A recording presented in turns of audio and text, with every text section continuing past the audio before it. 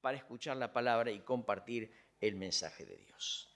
Vamos a hablar hoy, queridos hermanos y amigos, de este tema que tiene que ver con lo que la humanidad recuerda. Miren, recién mandó un mensaje un paciente, se los voy a leer, para que sepan que hay mucha gente que piensa en esto. Me dice el paciente: feliz Pascua de Resurrección. Dios vive y nos bendiga hoy y siempre. No es creyente, pero tiene conciencia de lo que hoy recordamos y de lo que hoy celebramos. Y no queremos que usted se quede afuera de la celebración. Celebramos hoy que Cristo resucitó, y este no es un tema menor, no es un tema litúrgico, es un tema para la vida práctica de todos nosotros. Vamos a hablar hoy entonces del poder de la resurrección. Y vamos a leer 4 pasajes en la Biblia que invito a que lean conmigo. ¿Trajeron la Biblia? Bueno, atrás hay Biblias, para el que no trajo. Vamos a leer pausadamente estos 4 pasajes y después vamos a detenernos a considerarlos en forma particular. Primer pasaje, libro de Job, capítulo 19, Antiguo Testamento, libro de Job, capítulo 19, versículo 25. Antiguo Testamento, antes de los Salmos está el libro de Job, libro poético de la Biblia, Antiguo Testamento, y ahí leemos a partir del versículo 25. Leemos así: yo sé que mi Redentor vive, y al fin se levantará sobre el polvo, y después de deshecha esta mi piel, en mi carne he de ver a Dios, al cual veré por mí mismo, y mis ojos lo verán, y no otro, aunque hoy, digamos, mi corazón desfallece dentro de mí. Vamos al Nuevo Testamento, Evangelio según San Juan, capítulo 11. Son palabras de Jesucristo las que vamos a leer ahora. Evangelio según San Juan, capítulo 11, versículo 25. Evangelio según San Juan, capítulo 11, versículo 25. Le dijo Jesús, hablando con una mujer llamada Marta: yo soy la resurrección y la vida. El que cree en mí, aunque esté muerto, vivirá. Y todo aquel que vive y cree en mí, no morirá eternamente. ¿Crees esto? Le dijo Marta: sí, Señor. Yo he creído que tú eres el Cristo, el Hijo de Dios, que has venido al mundo. Este mismo Evangelio, capítulo 20, San Juan, capítulo 20, versículo 19. San Juan, capítulo 20, versículo 19. ¿Estamos? San Juan 20, 19. Cuando llegó la noche de aquel mismo día, el primero de la semana, estando las puertas cerradas en el lugar donde los discípulos estaban reunidos por miedo de los judíos, vino Jesús y puesto en medio les dijo: paz a vosotros. Y cuando les hubo dicho esto, les mostró las manos y el costado, y los discípulos se regocijaron viendo al Señor. Y finalmente, 1 Corintios capítulo 15, avanzamos un poco más, versículo 3. Avanzamos un poco más y vamos a la primera carta del apóstol Pablo a los Corintios, capítulo 15, versículo 3. Pablo escribe la siguiente expresión: porque primeramente os he enseñado lo que asimismo recibí, que Cristo murió por nuestros pecados conforme a las Escrituras, y que fue sepultado y que resucitó al tercer día conforme a las Escrituras, y que apareció a Cefas, que es Pedro, y después a los 12. Después apareció a más de 500 hermanos a la vez, de los cuales muchos viven aún, y otros ya duermen. Después apareció a Jacobo, después a todos los apóstoles, y al último de todos, como a un abortivo, me apareció a mí. Dios bendiga la palabra, hermanos, que leímos en esta mañana y nos ayuda a meditar en base a estos pasajes en este tema, el poder de la resurrección. Miren, la palabra resurrección es una palabra de origen latino, es la palabra resurrectio, que significa levantarse de nuevo, resurgir o alzarse una vez más. Este es el significado de la palabra. Es volver a la vida para alguien que estuvo muerto. Desde lo humano esto es imposible. Es una locura pensar que alguien que murió puede volver a vivir. Y lo hablas desde lo médico. Cuando el corazón deja de latir, cuando la sangre deja de ser bombeada al cerebro y los otros órganos, la vida se acabó. Me ha tocado en los muchos años de profesión asistir a ese momento y constatar que el corazón no anda más, que no tiene más pulso, que no respira más, que las pupilas de los ojos están dilatadas, midriáticas, y que no responden a ningún estímulo. Le hacemos un electrocardiograma, ante la duda no la hay, y el registro es plano. Entonces decimos, el paciente murió. Doctor, ¿a qué hora fue? Y uno pone la hora en donde constató que la persona ya no está más. Y a nadie se le ocurre seguir con maniobras o decir, esperemos un rato más, a ver si vuelve a la vida. A nadie se le ocurre, porque todos sabemos que ya no vuelve más. La persona murió y no puede por sí mismo volver a vivir. Esperemos media hora, 40 minutos. No esperamos nada. Porque es imposible que el que murió vuelva a vivir. Esto es lo que nosotros sabemos y lo que nosotros comprobamos desde lo profesional. Y perdón que hable de lo profesional, pero quiero graficar esta verdad.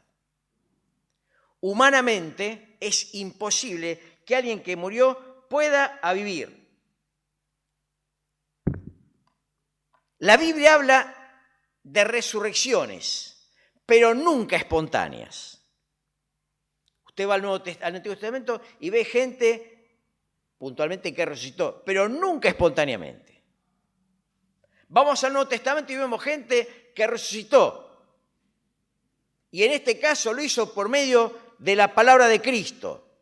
Pero todos los que resucitaron volvieron a morir. Todos. Solamente Cristo resucitó para no morir más. ¿Por qué? Porque es Dios. Él se presenta, y lo leímos, como la resurrección y la vida. Él se presenta como el camino, la verdad y la vida. Con esta autoridad de Dios, o de ser Dios y ser la vida, la muerte no lo pudo retener. ¿Queda claro el concepto? Vamos a mirar hoy, hermanos queridos y amigos, 4 testimonios del poder de la resurrección en diferentes circunstancias, en base a los pasajes que leímos. En primer lugar, vamos a hablar del testimonio de Job. El poder de la resurrección en medio del dolor. Leímos este pasaje en Job capítulo 19, primero que leímos. Es la declaración de este hombre, un hombre que vivió en tiempos muy remotos. La historia de este hombre se ubica en la época de los patriarcas, año 2000 aproximadamente antes de Cristo. Allí vivió Job. ¿Qué eran los patriarcas? El patriarca era el jefe de un clan o de una familia. Este era un patriarca. Y la sociedad de aquel tiempo estaba basada en los patriarcas, que eran jefes de familia, eran sacerdotes, eran hombres de consulta. No lo que se dice hoy, Dejemos, hoy se habla de lo patriarcal fuera de contexto. El contexto de los patriarcas es este. En aquel tiempo, Dios dispuso u organizó la vida social de esta manera. Y entre estos hombres,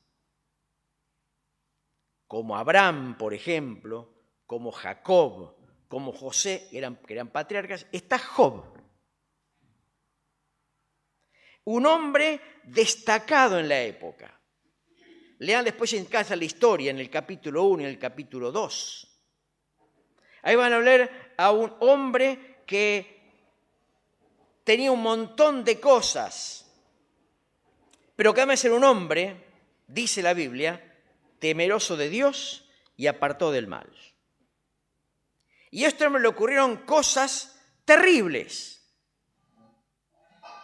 Primero, perdió sus bienes en forma rápida e inesperada.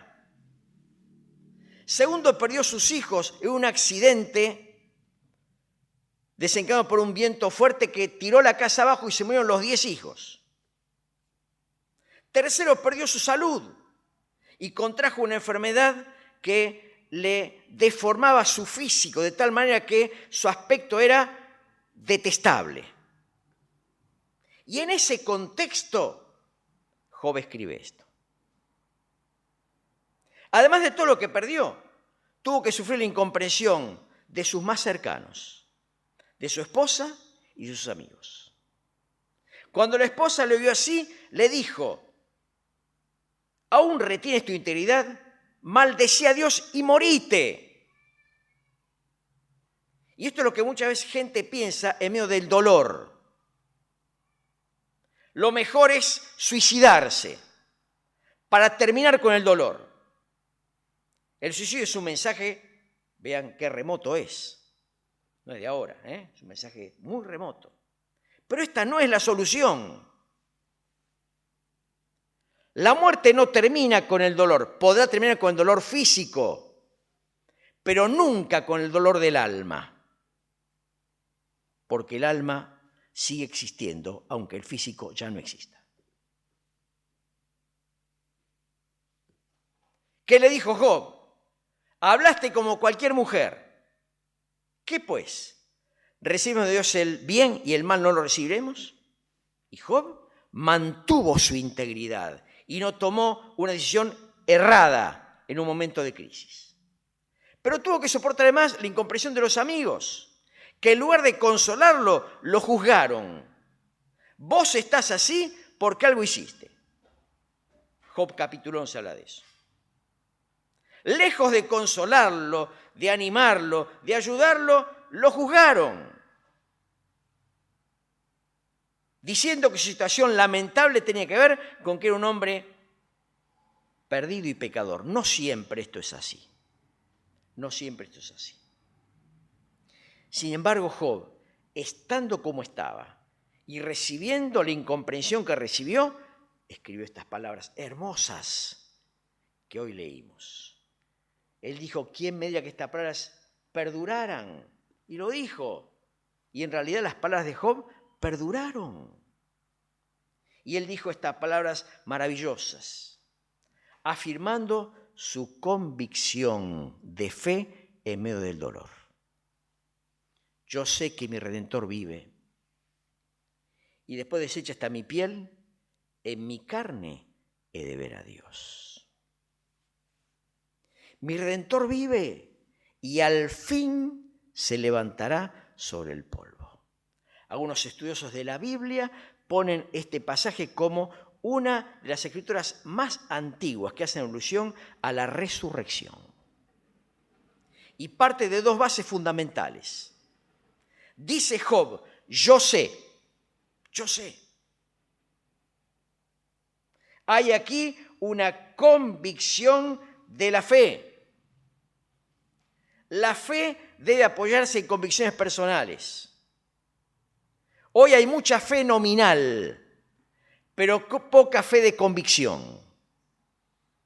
Salga a la calle y va a ver a mucha gente hoy con fe nominal, que se acuerda que Cristo resucitó, que asiste en forma constante a algunos encuentros religiosos, que mira lo que pasa hoy en la Basílica de San Pedro, en la bendición del Papa Urbi et Orbe. Bueno, hay mucha fe nominal, pero pocos de fe que surge de la convicción. Job dijo, yo sé. Primero, la convicción. Segundo, la base de la convicción. ¿Qué es lo que sabía Job? Que mi Redentor vive. La realidad. ¿Quién es el Redentor? La expresión Redentor hace referencia a alguien que paga la deuda de otro y libera mediante el pago de ese precio. Esto es la redención. La palabra redención significa en el original eso. Alguien que paga el precio del otro y lo libera pagando ese precio. Se usaba en Israel cuando alguien redimía a aquel que había quedado viuda, por ejemplo. Pero se usa en relación a lo que Cristo hizo por nosotros. Dice la Biblia que Cristo nos redimió de la maldición de la ley. Que Cristo nos redimió de la culpa del pecado. Implica esto que Él pagó el precio que yo tenía que pagar. Y por ese precio que Él pagó, hoy yo puedo ser libre si creo que Él lo hizo así. ¿Se entiende el concepto? 2000 años antes de Cristo, un hombre en esta condición de dolor y de incomprensión dijo estas palabras que Dios se encargó de dejar en su libro. Y dijo esto tan importante: yo sé que mi Redentor vive. Por eso, como decíamos hoy en la mañana, Cristo puede salvar porque vive. Un Cristo muerto no podría salvar a nadie. Leyó Pino en la Biblia hoy, en la reunión de la mañana, diciendo que si Cristo nos resucitó, vana es nuestra esperanza, inútil nuestra fe, estaríamos aún en nuestros pecados. Pero como Cristo resucitó, puede salvar y librar del dolor. Este hombre expresó en aquel momento su convicción y dio su testimonio de que el poder del Redentor que resucitó puede librar del dolor. Y mi pregunta en esta mañana es: ¿estás viviendo en medio del dolor? ¿Dolor por las pérdidas? ¿Pérdidas familiares? ¿Pérdidas materiales? ¿Pérdidas personales? Queremos que pienses en aquel que tiene poder para librar del dolor del pecado, del dolor del fracaso, del dolor del olvido. De esto escribió Job. y escribió esto: yo sé que mi Redentor vive, mostrándonos que en el Redentor, en Cristo, hay poder en su resurrección para librar del dolor. Primer concepto en esta mañana: el poder de la resurrección para librar del dolor. Hasta ahí, Job estaba en la lona, perdón la expresión. Pero Dios después obró de tal manera que restituyó a Job todo lo que él tuvo antes y más. Lean la historia, lean el capítulo 42 del libro de Job, donde concluye la historia. Bueno, habría que leerlo todo, pero para que ustedes cierren la historia, ahí tenemos el final de esta historia. El concepto para mí y para vos es: hoy pensa en Cristo, quien en el poder de su resurrección puede librar del dolor. Segundo lugar, leímos el pasaje de Juan capítulo 11. Y ahí tenemos el testimonio de Marta. Ella da testimonio del poder que puede librar de la decepción. La historia la tenemos en Juan capítulo 11. No la vamos a leer, pero sí hacer una pequeña mención. Lázaro tenía entre sus afectos cercanos a una familia compuesta por Lázaro, Marta y María, 3 hermanos que vivían en la aldea de Betania y a los que frecuentaba el Señor. Y un día, estando lejos de aquel lugar, le hace saber su hermana: he aquí el que amas, Lázaro, está enfermo. Y sabiendo esto el Señor se quedó unos días más, un tiempo más, en el lugar donde estaba. Y cuando llegó a la aldea de Betania, ya Lázaro había muerto. Y fue recibido por Marta fuera antes de entrar a la casa. Y Marta le dijo: Señor, si hubieras estado acá, mi hermano no habría muerto. Con un dejo de decepción: ¿por qué no estuviste antes? Porque si hubieras estado, hoy Lázaro estaría entre nosotros. Poniendo una especie de pared, como dijimos en la introducción. Todos nosotros, hombres, sabemos que cuando uno se murió y no hay vuelta atrás. No es algo de ahora, esto lo saben. Ya Marta lo sabía en aquel tiempo. Un dejo de decepción: ¿por qué no estuviste antes? Y agregó Marta: pero yo sé ahora que todo lo que pides a Dios, Dios te lo dará. ¿Y qué le contestó el Señor en este diálogo? Tu hermano resucitará. Y ella dice: bueno, yo sé que va a resucitar en el día postrero. Y ahí el Señor dijo lo que leímos. Y se presentó ante Marta como la resurrección y la vida. El que cree en mí, aunque esté muerto, vivirá.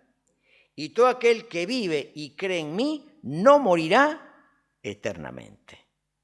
¿Crees esto?, le dijo Marta. Y Marta, ante la declaración maravillosa del Señor, tuvo que decir: Señor, yo he creído que tú eres el Cristo, el Hijo de Dios, que ha venido al mundo. Se dio cuenta Marta que ante el Señor no había imposibles. Cuando nuestros hijos eran chicos, teníamos un cassette, miren de qué tiempo hablo, ¿no? No hay más cassette ahora, que decía una canción: no hay imposibles para Dios. No la voy a cantar, no se preocupen, no hay imposibles para Dios. Todas las cosas son posibles para Él. Y a Marta, perdón la expresión, le cayó la ficha. Señor, yo he creído. Y después pasó lo que pasó. 4 días muerto Lázaro. Ya había olor. Sin embargo, el Señor lo llamó: Lázaro, vení afuera. Y dice la Biblia que el que había muerto salió.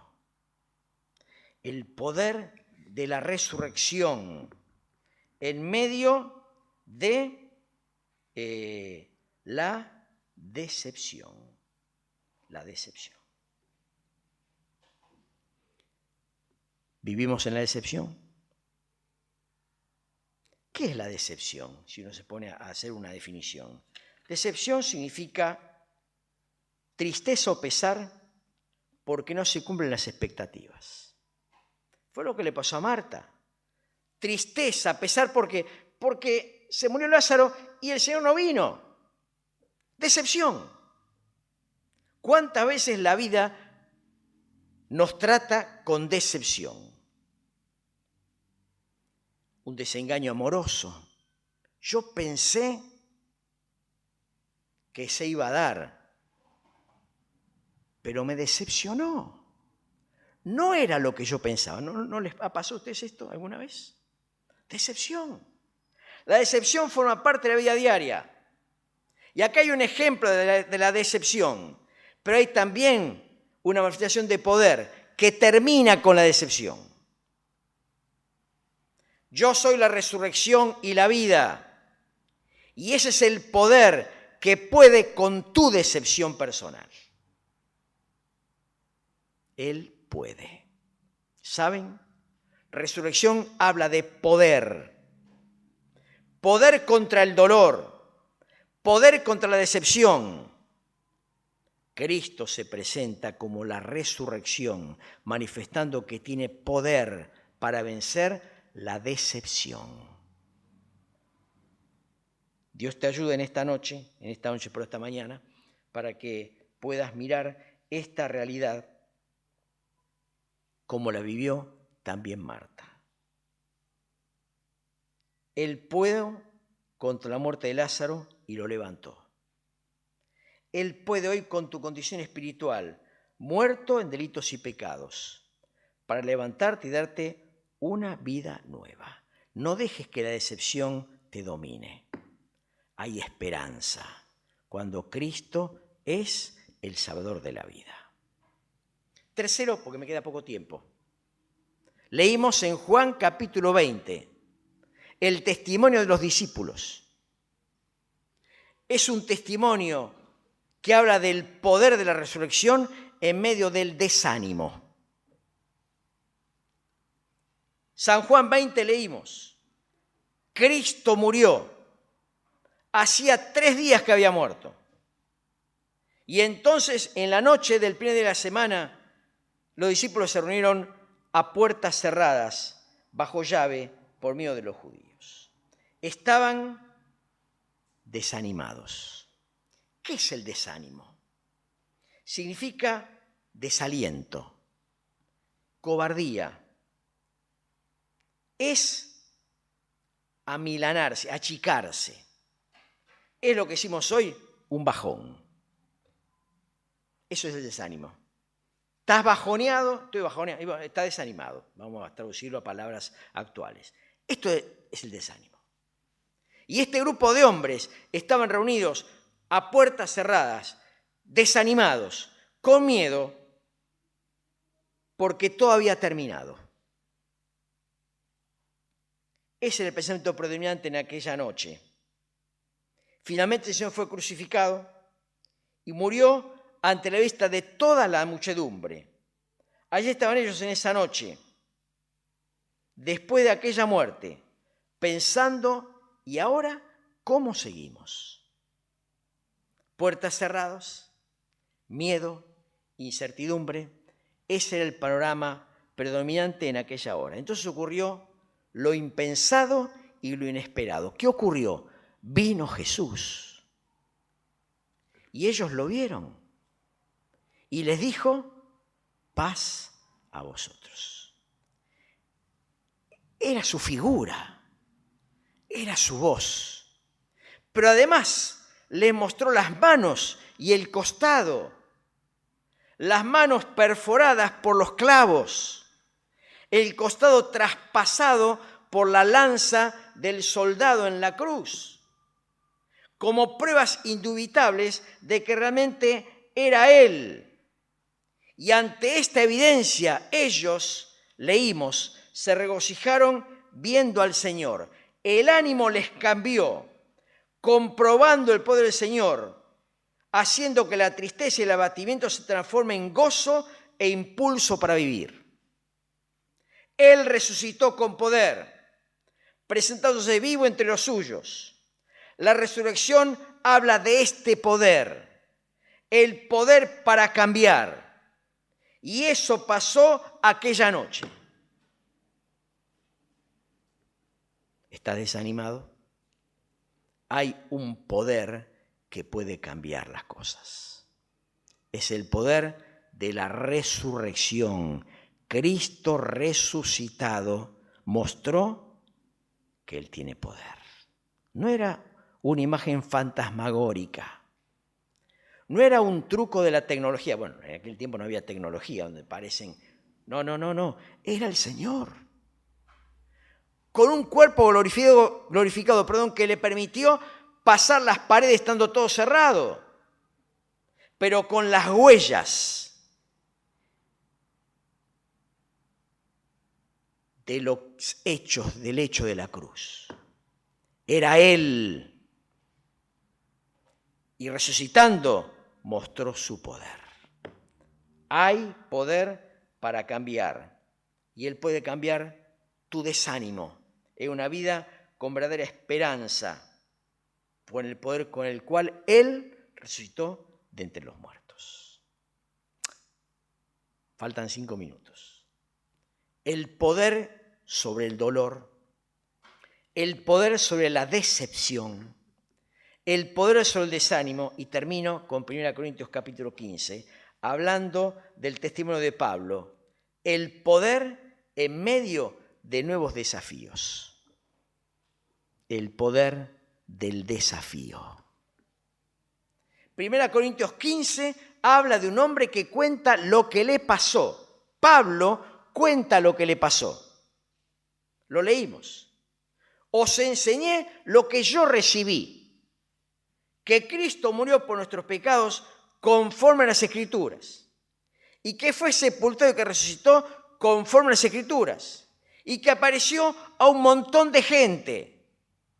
Y al último de todos, me apareció a mí.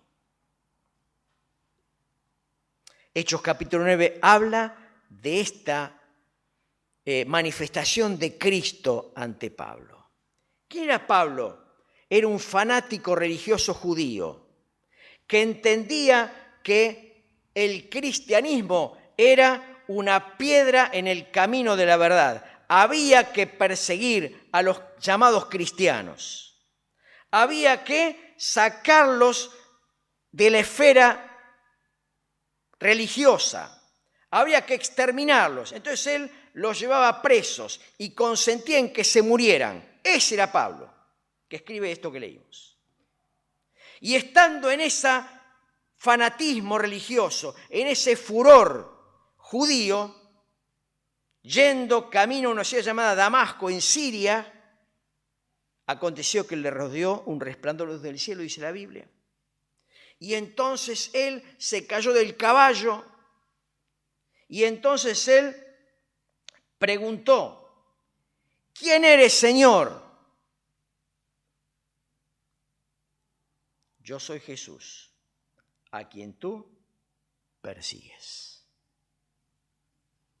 Y ante la evidencia de quién era el que le hizo caer del caballo, él dijo, Señor, ¿qué quieres que yo haga? El poder del Cristo resucitado que se manifestó en el camino le cambió los planes.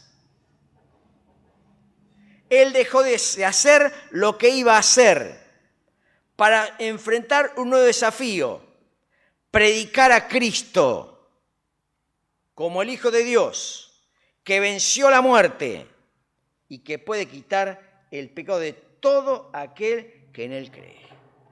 Hay acá un nuevo rumbo, un nuevo destino, una vida nueva, como consecuencia del poder del Cristo resucitado. Por eso afirmamos, hermanos y amigos, que la resurrección es poder para cambiar. Habla de esto. Es el poder que puede levantarte en medio del dolor por lo que has perdido. Es el poder que puede ayudarte ante las decepciones y desengaños de la vida. Es el poder que levanta y saca el desánimo ante los fracasos. Y es el poder que transforma vidas con nuevos desafíos y con propósito para la gloria de Dios. ¿Has comprobado este poder en tu vida? La resurrección es poder. Contra el dolor, contra la decepción, contra el desánimo y por una vida diferente, con otros desafíos. Muchos de los presentes estamos en la lona, perdón la expresión, antes de conocer el poder de la resurrección. Habíamos escuchado de Cristo, escuchamos de la cruz, fuimos a misa, nos bautizamos cuando éramos chiquitos, tomamos la comunión, pero nunca comprobamos el poder del Cristo resucitado.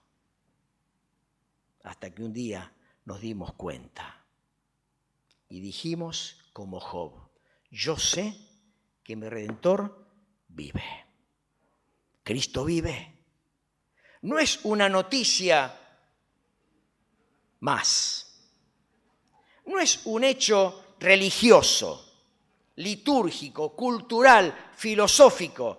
Cristo es una realidad de vida para vos y para mí. Realidad que puede transformar, que puede cambiar, que puede modificar tu destino eterno y tu vida presente.